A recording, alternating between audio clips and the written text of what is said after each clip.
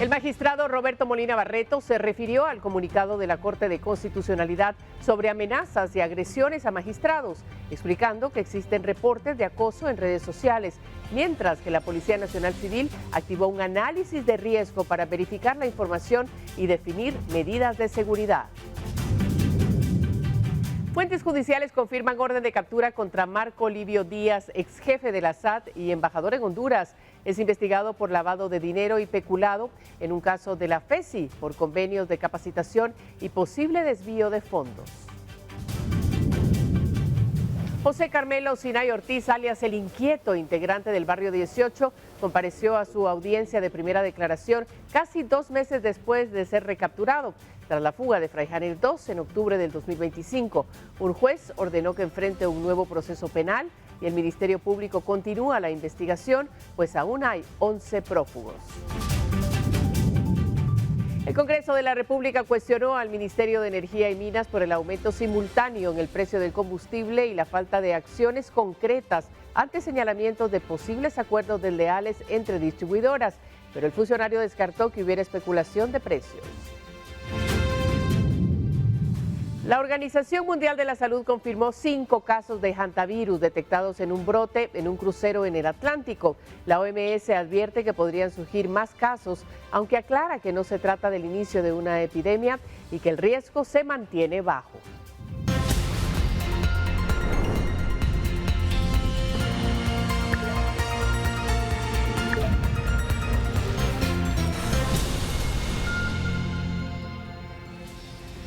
Todo listo, preparado esta noche para la emisión estelar de Noticiero Guatevisión. Solo nos hacía falta que usted estuviera sintonizando, así es que muchísimas gracias y vamos de inmediato a las noticias. El magistrado Roberto Molina Barreto habló sobre las amenazas y agresiones que habrían recibido algunos magistrados, incluyendo mensajes agresivos en redes sociales. Según Molina Barreto, la presidenta de la Corte de Constitucionalidad, Gladys Morfín, tiene más detalles sobre el caso y fue ella quien emitió el comunicado oficial. El magistrado Roberto Molina Barreto habló sobre el comunicado emitido por la Corte de Constitucionalidad, donde se denuncian amenazas y agresiones a magistrados, aunque reconoció que algunos colegas han sido víctimas de acoso mediático e intimidaciones. Aclaró que la presidenta de la CC, Gladys Morfín, es quien tiene detalles más precisos sobre la situación, ya que ella fue quien emitió el comunicado. Pues mire, sinceramente, yo el día de hoy le hice ese comentario a la presidenta, que el comunicado no muy se entendía, que más parecía que era un comunicado de ella. La verdad es que nadie de los magistrados participamos en la elaboración de ese comunicado.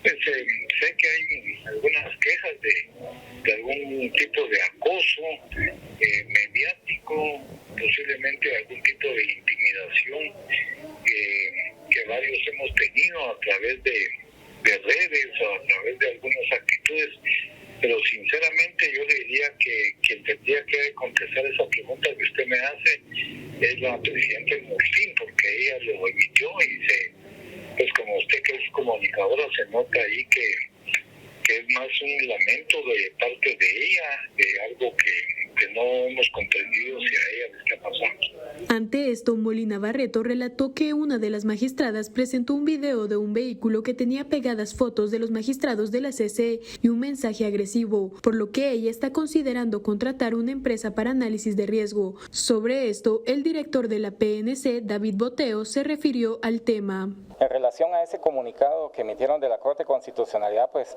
al tener conocimiento de esas amenazas, personalmente se nombró un equipo de análisis de riesgo de la División de Protección de Personalidades de la Policía Nacional Civil para que le den seguimiento al caso y verificar la información, confirmarla y nombrar el personal idóneo para poderle brindar la seguridad a los funcionarios que lo están requiriendo. El equipo de Prensa Libre y Guatevisión buscó la postura de otros magistrados de la Corte, sin embargo nadie más respondió. Con imágenes de Juan Diego González y Moisés Sheck, reportó para Noticiero Guatevisión, Paula Carranza.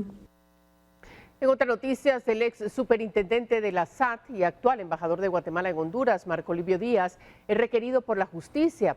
Autoridades confirmaron una orden de captura en su contra por los delitos de lavado de dinero y peculado por sustracción.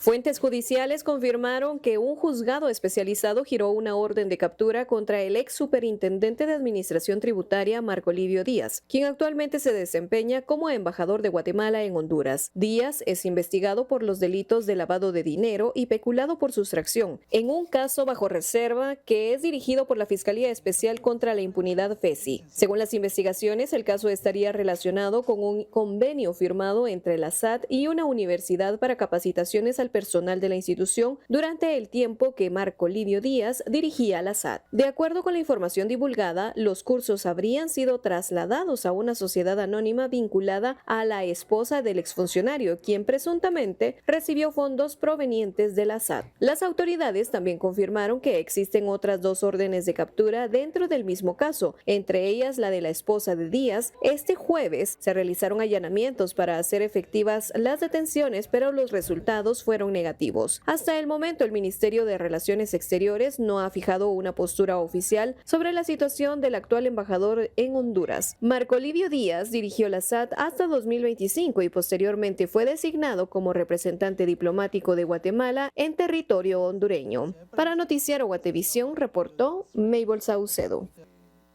Y nos vamos al Congreso porque ahí se conocerá el martes el veto relacionado con la ley sobre identidad sexual y buscará remitirlo a consulta a la Corte de Constitucionalidad. Además, la Junta Directiva prevé retomar la discusión de la ley antilavado.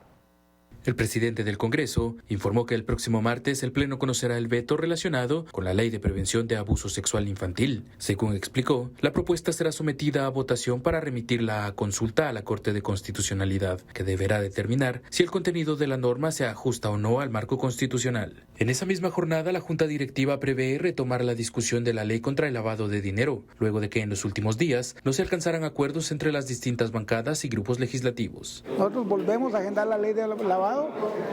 Creo que los diputados en estos días van a tener la oportunidad de reflexionar que esta ley es una ley que le pertenece al pueblo de Guatemala.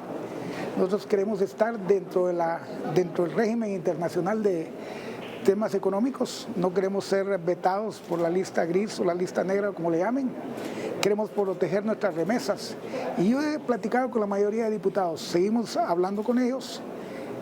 Ojalá, ya no voy a garantizar nada, pero el martes se agenda y esperamos que el resultado sea diferente. El titular del organismo legislativo aseguró que continuarán las reuniones con diputados para buscar consensos que permitan avanzar en la aprobación de la iniciativa. Por otra parte, informó que la Comisión de Economía podría entregar el martes el dictamen relacionado con la iniciativa de ley de puertos. Y voy a pedir una autorización al jefe de bloque para ver si podemos agendar una reunión para miércoles, porque creo que miércoles podríamos conocer puertos. Me dijo el presidente de la Comisión de Economía que para martes a mediodía, tipo 2 de la tarde, va a estar listo con puertos. Entonces vamos a presentarle la propuesta a jefe de bloque y si ellos autorizan, estaríamos sesionando martes y miércoles. Yo solo propongo, jefe de bloque autoriza. Con imágenes de Byron Baiza para Noticiero Guatevisión, Oscar Vázquez. Y tenemos más noticias. Guatemala participó en la 11ª Conferencia Anual de Seguridad Hemisférica en Estados Unidos, donde autoridades y expertos analizaron los principales desafíos de seguridad en la región. El narcotráfico sigue siendo la principal amenaza para Guatemala y para la región, según la exposición del ministro Henry Sáenz en la 11ª Conferencia Anual de Seguridad Hemisférica, donde precisó que el problema va mucho más allá del traslado o venta de drogas, indicando que las preocupaciones también incluyen infiltración en instituciones, operaciones transnacionales y el paso de sustancias como el fentanilo. El narcotráfico en todas sus manifestaciones no solo es trasladar, producir, cultivar o vender. Es muchas características que esta amenaza puede tener en nuestros gobiernos. Para Guatemala, esa es la principal en estos días. Según lo expuesto, Guatemala se ha convertido en un país de tránsito para el fentanilo, una droga sintética que ha generado crisis sanitarias en otros países. Indicó que ya se ha detectado fentanilo y materia prima en distintos puntos, incluso en puertos y áreas relacionadas con controles sanitarios. También abordaron el tema de las pandillas y las extorsiones. Estamos complementando en las calles con operaciones de alto impacto, con operaciones en los lugares más peligrosos y poniéndonos de objetivos a los líderes más peligrosos de estas pandillas. el efecto extorsión, que es una capa más profunda y que necesita inteligencia, mucho trabajo de inteligencia, eminentemente debe de ser civil. Recordemos que Guatemala le está apostando al modelo democrático de seguridad, pero debemos de entender por qué. Porque entendemos que es el que tiene más sostenibilidad en el tiempo. Por eso lo estamos haciendo así. ¿Y por qué? Sabemos que es un camino más tortuoso, más lento. Todas las poblaciones en todo el hemisferio quieren resultados inmediatos. Guatemala está escogiendo el resultado que perdure. Además, el funcionario comentó sobre los hechos registrados en la Mesilla Huehuetenango, donde un enfrentamiento armado dejó en evidencia el alcance de estas estructuras criminales. Ya les puedo decir unas actividades post-crisis en donde un conductor, un suboficial, un especialista de nuestro ejército estaba involucrado con una rama, una célula de un cartel. Las imágenes fueron evidentes.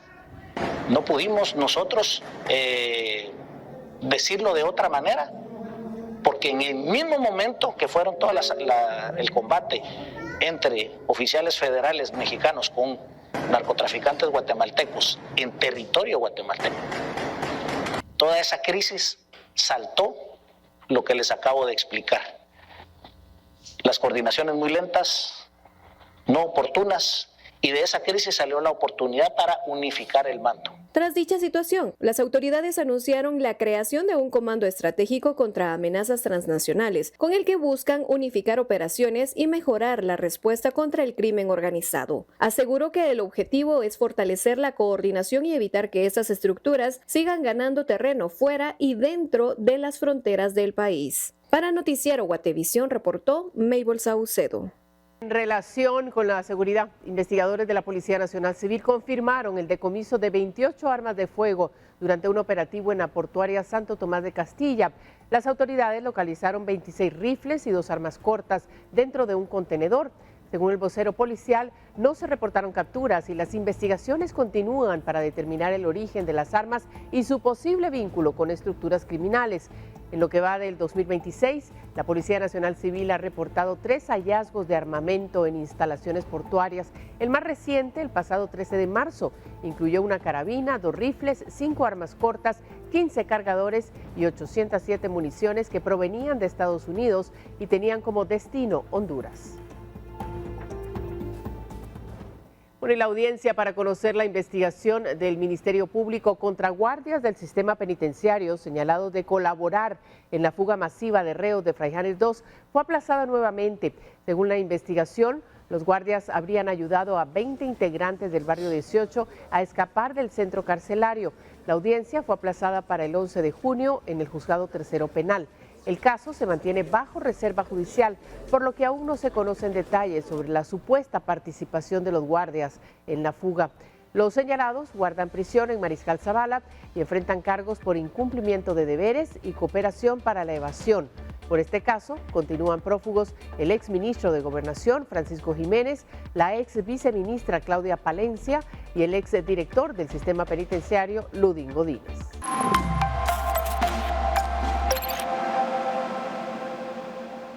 Tenemos más información para usted. El Congreso cuestionó al Ministerio de Energía y Minas por el aumento simultáneo en el precio del gas propano y por la falta de acciones concretas ante señalamientos sobre posibles acuerdos entre empresas distribuidoras.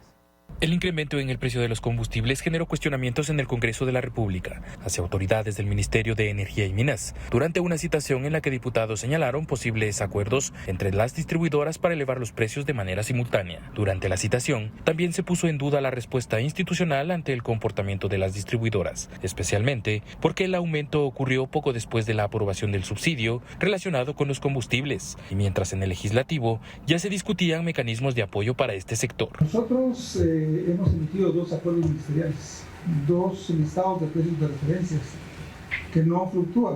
Eso nos llama la atención porque no fluctúan, son permanentes durante los 8 días y luego se renuevan con otro nuevo acuerdo. Estos los hemos verificado tanto nosotros en individual como juntamente con Diaco y Diaco por su cuenta. Y hemos observado que no ha habido ninguna posición de abuso respecto de las gasolinerías. entendemos que algunas gasolineras o algunas expendios tenían reservas y que las fueron consumiendo los primeros días, y en esos días tuvieron precios altos porque no tenían apoyo temporal y luego ya se estabilizaron. Además, el viceministerio informó que inició reuniones con representantes de las principales compañías distribuidoras para garantizar el esquema de fijación de precios y el impacto de mercado internacional del petróleo. Las autoridades sostuvieron que el incremento local se mantiene por debajo del comportamiento internacional de los combustibles que se han registrado en las alzas de las últimas semanas. El tema continuará bajo análisis jurídico dentro de la cartera, mientras diputados mantienen los señalamientos sobre posibles prácticas anticompetitivas. Con imágenes de Byron Baiza para Noticiero Guatevisión, Oscar Vázquez. Bueno, y atención, porque más de 300.000 contribuyentes deberán adaptarse a cambios en la forma de presentar sus declaraciones. A partir de junio, los inscritos en el régimen especial del IVA tendrán que utilizar de manera obligatoria la agencia virtual de la SAT. La Superintendencia de Administración Tributaria anunció cambios para los contribuyentes inscritos en el régimen especial del impuesto al valor agregado, quienes deberán presentar sus declaraciones únicamente a través de la agencia virtual. La medida entrará en vigencia el 2 de junio y, según datos oficiales, impactará a más de 316.000 pequeños contribuyentes en el país. Actualmente, muchas personas aún utilizan el formulario en Declaraguate para presentar el IVA. Sin embargo, el proceso migrará completamente al sistema digital de la SAT. Las autoridades aseguran que el cambio busca agilizar los procesos, reducir errores y fortalecer el control tributario. Para utilizar el nuevo mecanismo, los contribuyentes deberán contar con usuario y contraseña de agencia virtual, mantener actualizados sus datos y verificar su afiliación tributaria. Además, la SAT indicó que desde mayo ya deben realizarse adecuaciones previas para evitar inconvenientes cuando entre en vigencia la nueva modalidad. Quienes aún no cuenten con acceso a la agencia virtual deberán activar su usuario en los próximos días, ya que este mecanismo será obligatorio para presentar las declaraciones. Las autoridades recomiendan no esperar hasta última hora para realizar el proceso y evitar saturación o problemas técnicos. Para Noticiero Guatevisión reportó Mabel Saucedo. Mire, el aumento en gastos de representación del Ministerio de Desarrollo Social provocó cuestionamientos, mientras autoridades de la cartera aseguran que los recursos responden al trabajo territorial y supervisión de programas sociales. El ministro de Desarrollo Social, Abelardo Pinto, defendió el incremento en gastos de representación que ascienden a 30.000 quetzales y aseguró que los recursos responden al trabajo territorial que mantiene la cartera en distintos municipios del país. El funcionario afirmó que el MIDES ha ampliado la cobertura de programas sociales durante este año, lo que obliga a las autoridades a desplazarse constantemente al interior para supervisar proyectos y verificar la ejecución de ayudas sociales. En realidad hay una disfuncionalidad en los salarios de las distintas instituciones. Por eso nosotros, lejos de que estén criticándonos por esa situación, yo le pediría al Congreso de la República que entre a discutir una verdadera reforma a la Ley de Servicio Civil, porque ustedes pueden buscar y pueden hacerlo porque está en la información pública. Hay secretarías incluso que ganan más que nuestros propios ministerios cuando las secretarías son de coordinación. Pinto rechazó que se trate de un aumento salarial y sostuvo que los recursos están destinados a cubrir movilización y actividades relacionadas con el trabajo de campo. Desde el Congreso de la República, diputados cuestionaron que el aumento en gastos de representación ocurra mientras el Ministerio de Desarrollo Social reporta baja ejecución en inversión pública. Lo que vemos es que van engordando el tema del funcionamiento y lo último que sabemos es que ellos, tanto el ministro como los viceministros del MIDES, se aumentan de 12 a 30.000 quetzales los gastos de representación sin ningún criterio técnico y básicamente hoy es el ministro mejor pagado del gabinete con los peores resultados. Ese es un ranking de los 14 ministerios. ¿Cuál es el que peor va en inversión? Él está en la posición 12 de 14. Pero tu ministro que va en la posición 12 de 14 en ejecución de inversión, ahora es el que más gana del gabinete de gobierno. Eso es injustificable. Los diputados indicaron que continuarán solicitando explicaciones sobre el manejo de los recursos públicos utilizados en esa cartera. Con imágenes de Byron Baiza para Noticiero Guatevisión, Oscar Vázquez. El Comité de Unidad Campesina, el CUC, presentó una acción de amparo contra el presidente Bernardo Arévalo por el supuesto incumplimiento del acuerdo agrario firmado en febrero del 2024 con organizaciones campesinas e indígenas. El acuerdo contemplaba compromisos relacionados con el acceso a la tierra y el fortalecimiento de la economía campesina. Sin embargo, según el CUC, a 27 meses de su firma no se reportan avances y los desalojos violentos han continuado. El CUC asegura que durante este tiempo ha presentado solicitudes de audiencia y denuncias, pero afirma que no ha recibido respuesta a sus planteamientos ni a las peticiones de los campesinos. Cronología del incumplimiento. 6 de mayo de 2025, entrega de carta abierta al presidente señalándolo los estancamientos del acuerdo agrario sin respuesta.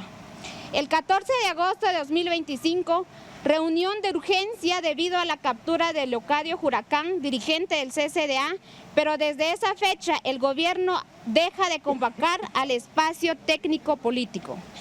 24 de noviembre de 2025, solicitud escrita de audiencia urgente trasladada por medio de Coprecon debido al ataque armado durante 9 días a una comunidad organizada en el CUC sin respuesta.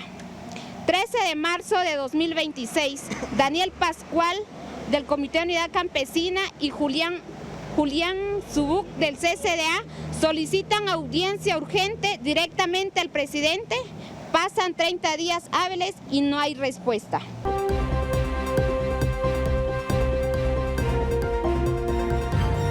Tenemos noticias internacionales. El jefe de la OMS informó este jueves que fueron confirmados 5 casos de hantavirus entre 8 sospechosos reportados tras la aparición de un brote en un crucero en el Atlántico y advirtió que es posible que surjan más casos. Sin embargo, subrayó que no es el comienzo de una epidemia.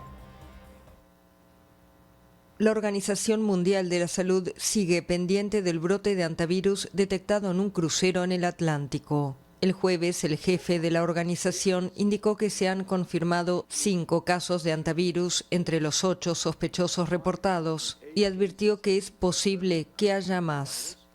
WHO is aware of reports of other people with symptoms. La OMS está al tanto de informes sobre otras personas con síntomas que podrían haber tenido contacto con uno de los pasajeros. En cada caso mantenemos un estrecho contacto con las autoridades competentes. Dado el periodo de incubación del virus de los Andes, que puede ser de hasta 6 semanas, es posible que se notifiquen más casos. Aunque se trata de un incidente grave, la OMS evalúa el riesgo para la salud pública como bajo.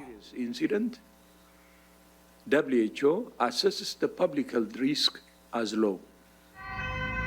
De todas formas, la OMS cree que el brote puede ser limitado siempre y cuando se apliquen las medidas de salud pública necesarias y se muestre solidaridad en todos los países, y subrayó que no es el comienzo de una epidemia. El brote se originó en el crucero MV Hondius con bandera neerlandesa que zarpó de Ushuaia en Argentina el 1 de abril para un viaje por el Océano Atlántico.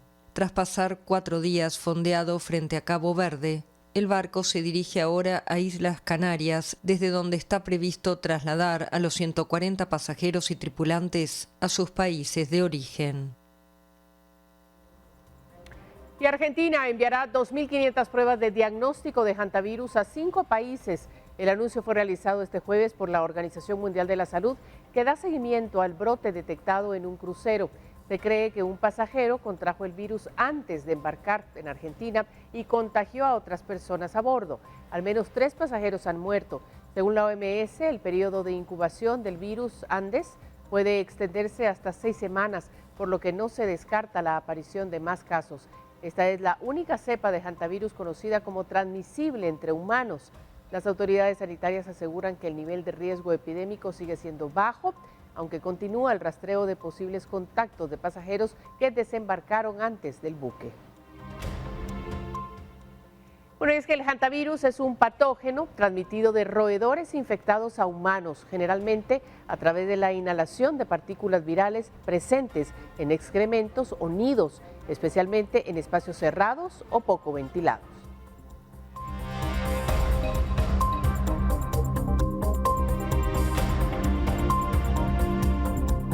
seres humanos y roedores existe riesgo de hantavirus. Por lo tanto, hay que asegurarse de que la gente tome las medidas adecuadas para limitar su contacto con los roedores y especialmente con sus excrementos. En este momento, la Organización Mundial de la Salud supone que una o varias personas se infectaron fuera del barco con el virus y que posteriormente se produjo una transmisión entre personas. Los primeros pacientes, es decir, el primer caso y su esposa, subieron a bordo del barco en Argentina. Teniendo en cuenta la duración del periodo de incubación del hantavirus, que puede oscilar entre 1 y 6 semanas, suponemos que se infectaron una vez a bordo. El hantavirus puede provocar dificultad respiratoria y fiebres altas, pero la OMS quiere tranquilizar. Los casos de transmisión entre seres humanos requieren una proximidad muy estrecha entre las personas. El riesgo para la población general es bajo. No es un virus que se propague como la gripe o el COVID-19, es muy diferente. Luego de la secuenciación se determinó que la variante que apareció en el crucero es la denominada cepa andina. Pasamos a otro tema porque pese a sus diferencias ideológicas, Donald Trump y Luis Ignacio Lula da Silva calificaron como positivo su encuentro este jueves en la Casa Blanca, mientras el presidente brasileño aseguró que el mandatario estadounidense no tendrá ninguna influencia en la elección de octubre. Pese a sus diferencias ideológicas, Donald Trump y Luis Ignacio Lula da Silva mostraron el jueves señales de acercamiento tras una reunión de más de 2 horas en la Casa Blanca, marcada por el comercio, los aranceles y la cooperación en seguridad. En plena campaña para las elecciones de octubre en Brasil, Lula buscó despejar tensiones con Washington y calificó el encuentro como positivo. Yo salgo muy satisfecho de la reunión. Fue una reunión importante para Brasil y para Estados Unidos. Siempre creo que una fotografía vale mucho. Y vieron que el presidente Trump riendo es mejor que de cara seria. Y me empeñé en decirle, ríase un poco. Es importante. Aligera el ambiente. Nos levanta el ánimo si nos reímos un poco. Trump también reservó palabras de elogio en un mensaje en la red social Truth Social. Acabo de concluir mi reunión con Luis Ignacio Lula da Silva, el muy dinámico presidente de Brasil. Hablamos de muchos temas, incluido el comercio y en particular los aranceles. La reunión transcurrió muy bien. Brasil busca preservar su acceso al mercado estadounidense en sectores estratégicos como la aeronáutica, mientras Estados Unidos mantiene su interés en los yacimientos brasileños de tierras raras. Ambos países también reforzaron recientemente la cooperación contra el tráfico de armas y drogas. La reunión se produjo además en un contexto político delicado para Lula, que enfrenta una reñida carrera electoral frente a una oposición conservadora que le ha infligido algunas derrotas en el Congreso y con encuestas que le dan empate con el hijo mayor del expresidente Jair Bolsonaro, el senador Flávio Bolsonaro, aliado político de Trump. Sin embargo, el mandatario brasileño descartó cualquier injerencia estadounidense en los comicios. Eu não acredito que ele vá ter qualquer influência nas eleições brasileiras. No creo que vaya a tener ninguna influencia en las elecciones brasileñas. Pienso que se comportará como un presidente de Estados Unidos, permitiendo que el pueblo brasileño decida su propio destino, así como yo dejaré que el pueblo estadounidense decida el suyo. Eu vou deixar que o povo americano decida o destino deles. El encuentro marca además un nuevo intento de acercamiento entre dos líderes que representan visiones opuestas, pero cuyas economías mantienen intereses estratégicos comunes en comercio, energía, defensa y seguridad regional. Y atención, la Interpol publicó una alerta roja contra Anelsi Adeli Quiñones Corado, de 40 años y originaria de Zapotitlán, Jutiapa, por su presunta participación en el secuestro y desaparición del odontólogo Julio Amílcar Martínez Murillo. Según la investigación, el hecho ocurrió el 28 de mayo del 2025 y los captores exigían 5 millones de quetzales a cambio de su liberación. Durante una audiencia realizada en el Juzgado de Mayor Riesgo B, el Ministerio Público presentó una escucha telefónica entre Alejandra Girón Castañeda, sindicada en el caso y actualmente en prisión preventiva, y Anelsi Adeli Quiñones Corado, quien permanece prófuga de la justicia. En la conversación, el acusado le recomienda no entregarse a las autoridades. Y luego de casi 2 meses de haber sido recapturado, José Carmelo Sinay, alias El Inquieto, integrante del Barrio 18, acudió a la audiencia de primera declaración. Sinay es señalado de evasión tras fugarse de Fraijanes 2 en octubre del 2025. Las autoridades aún siguen la pista de 11 pandilleros, quienes continúan prófugos.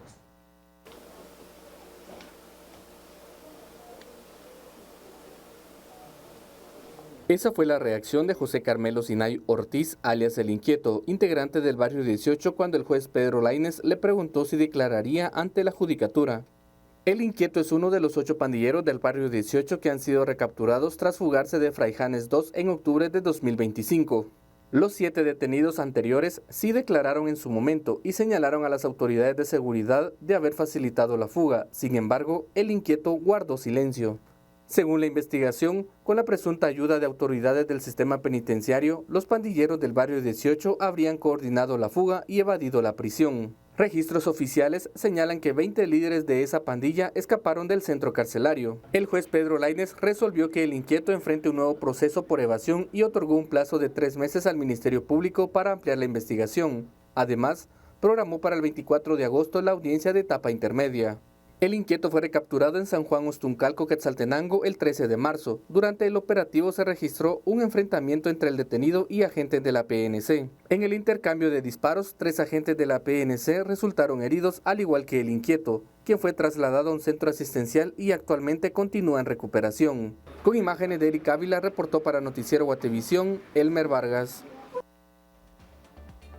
Y por quinta ocasión, el juez Víctor Cruz aplazó la audiencia en la que debe cumplirse la orden de una sala de apelaciones para enviar a juicio a los exalcaldes de Santa Catarina Pinula, Víctor Alvarez Sáez y Antonio Coro.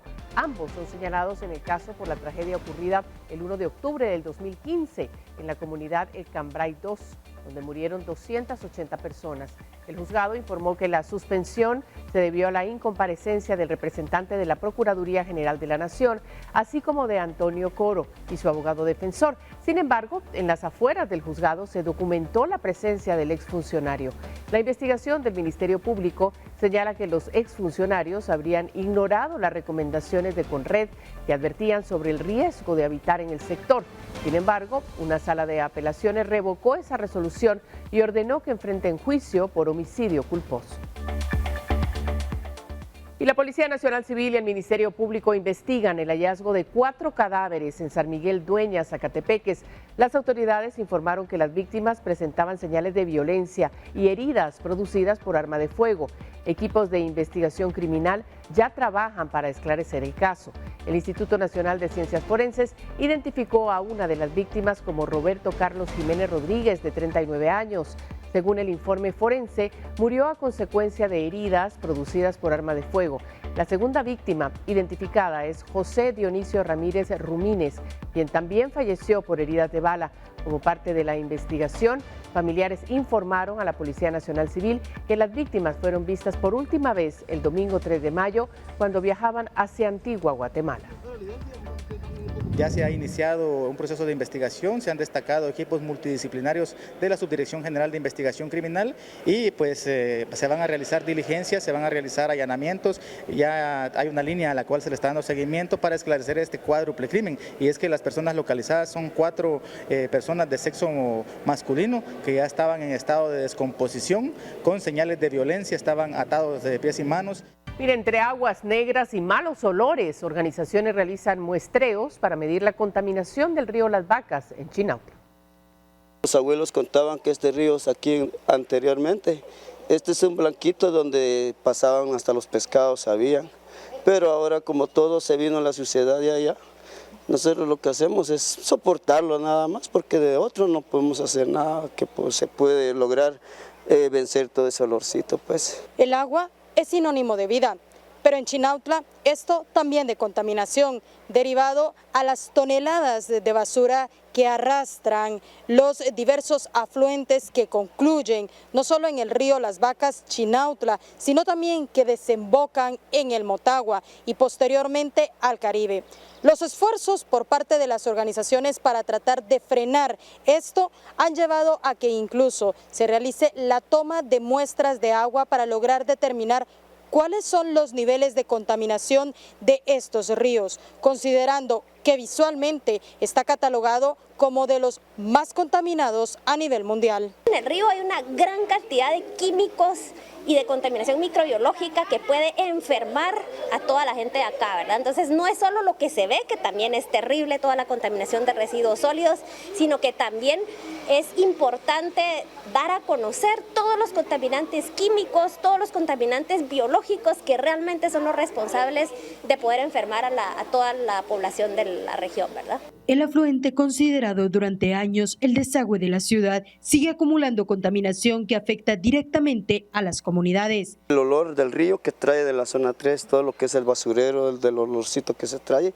aquí viene a terminar con todo el lodo que se trae, aquí se queda trabado. A través de eso sale toda la contaminación, pues a poder ahogarnos, hasta posiblemente ahogarse uno, ¿verdad? En el olor lo que es del río, que vienen chuchos, vacas, marranos, personas que vienen también. La Alianza por la Cuenca del Motagua y Club Rotarios han realizado una toma de muestras de agua en Santa Cruz, Chinautla, para determinar el nivel de contaminación y los riesgos para la salud de los habitantes. Se estima que el 95% de las aguas negras de la metrópolis no son tratadas y el 60% vienen al río Las Vacas, ¿verdad? Entonces hoy vamos a estar tristemente viendo qué va en el río Chinautla, cómo está la calidad del río Chinautla, pero esto es un reflejo de lo que está pasando en todo el país. Durante décadas, vecinos de esta comunidad Maya Pocomam han denunciado que viven rodeados de aguas negras, basura y malos olores. La comunidad de Santa Cruz Chinautla, en su desesperación por la contaminación, puso una demanda a la municipalidad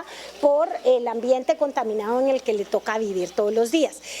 Realmente es traumático, como ustedes lo pueden experimentar, ¿verdad? En este ratito que están acá compartiendo con ellos, y ganó y hay un dictamen de juez. Según la empresa Ignolab, los resultados obtenidos en otros tramos del río han evidenciado la presencia de contaminantes que en algunas áreas se asemejan a un desagüe. Y sí, los niveles de contaminación son similares a los de un agua residual, ¿verdad? Explican que una de las principales dificultades es la ausencia de una ley de aguas. Esto incluso les obliga a enviar las muestras a Costa Rica y México para obtener parámetros de referencia y determinar el nivel de contaminación. Reportó Andrea Domínguez, Moisés Sheck y Jorge Palomo.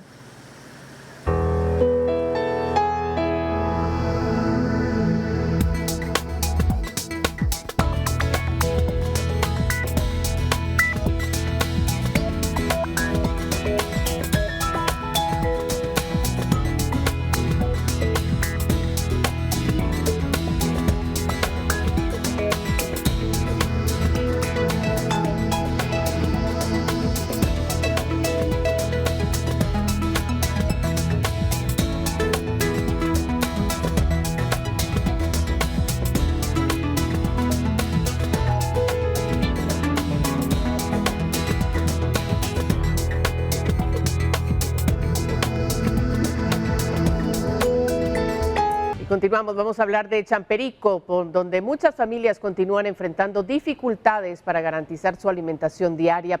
En medio de esa realidad fue habilitado el primer comedor social de Retaluleu, dirigido a personas en situación de vulnerabilidad.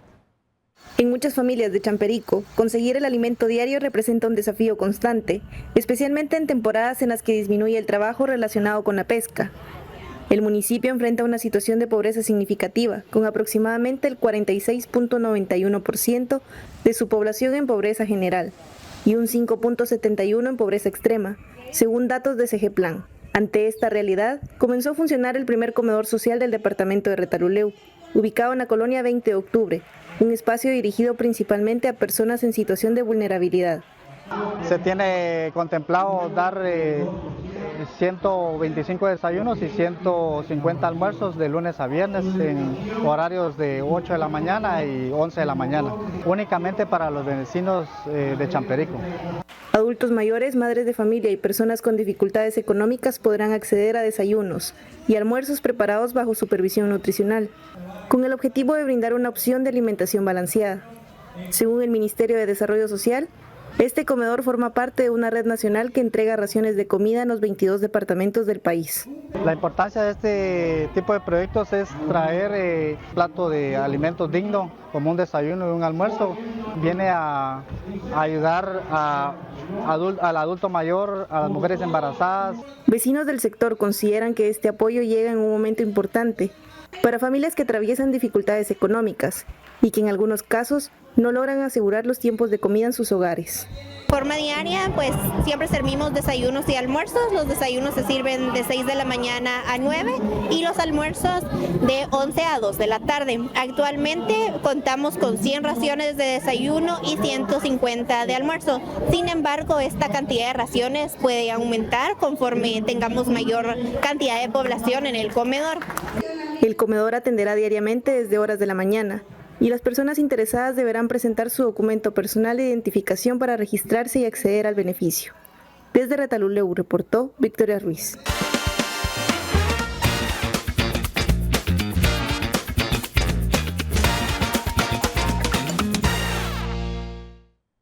Unos 50,000 fans de la agrupación coreana BTS se congregaron en las afueras del Palacio Presidencial de México para ver a los integrantes del grupo que saludaron por el balcón principal tras una reunión con la presidenta Claudia Sheinbaum. En México, unos 50,000 fans de BTS se reunieron para conocer a sus ídolos. Los miembros de la banda surcoreana de K-pop saludaron por el balcón principal del Palacio Presidencial tras una reunión con la presidenta Claudia Sheinbaum. BTS dará 3 conciertos en la capital mexicana entre el jueves y el domingo. Nos extrañaron. Nosotros extrañamos muchísimo a México. La energía aquí es increíble. Muchas gracias por amarnos tanto. BTS despierta fervor en México. Jóvenes recrean sus coreografías en plazas, otros se reúnen a comer comida coreana en lugares decorados con las fotos de los cantantes y algunos incluso estudian coreano. Muchas gracias. Increíble. Estaba justamente por aquí atrás y salí y grité con todo lo que tenía y tengo voz. Se fue hermoso. Después de muchos años de verlos por internet, por el teléfono y así, verlos aquí en tu país, aquí en persona, aquí cerquita, de que son de Corea, así muy lejos, verlos aquí es increíble. Me ayudó mucho porque al escuchar su música había pasado un proceso difícil y me recordaba a mi hijo que falleció y pues le pesqué y me sacaron adelante. La mandataria intentó promover sin éxito otros conciertos del grupo luego de que las poco más de 135,000 entradas se vendieran en minutos y muchos fans quedaran frustrados por no conseguir lugar. Sheinbaum llegó a enviar una carta a su homólogo surcoreano para que intercediera por nuevas fechas. Que tienen que regresar el próximo año. Bueno, así nos vamos a despedir con BTS esta noche. Gracias por su atención. Mañana, por supuesto, regresamos mañana viernes con más noticias. Importante estar informado a las puertas del fin de semana. Por lo pronto, lo de siempre, descanse y tenga buena noche.